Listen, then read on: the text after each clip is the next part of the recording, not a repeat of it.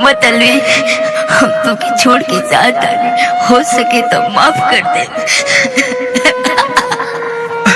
अरे बेवफा जाता रू, तहरा गइला के बाद हम एगो जिंदा लाश बन के जियो। एगो काम करी, हम जाते जाते जहर अपना देवर से भेज दी।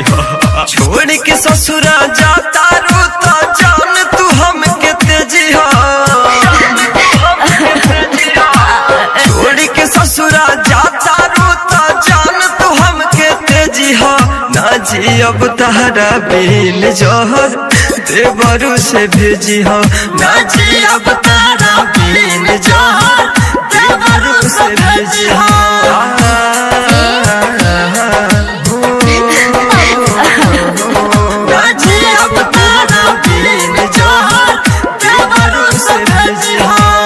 खुशबू रिकॉर्डिंग स्टूडियो, कहला बिशनपुरा बाजार। जान से ज्यादा प्यार करिले सच कहिले रानी हो। तुहरा बिना जीना पाइब तू ही जिंदगानी हो। जान से ज्यादा प्यार करिले सच कहिले रानी हो। तुहरा बिना जीना पाइब तू ही जिंदगानी हो। तुहरा बिना जीना पाइब तू ही जिंदगानी हो। हमार चिंता छोड़ा जान अपन देह सहजी हो। हमार चिंता छोड़ा जान अपन देह सहजी हो। ना जी अब तहरा बिन जहर देवरू से भेजी हो। ना जी अब तहरा बिन जहर देवरू से भेजी हो।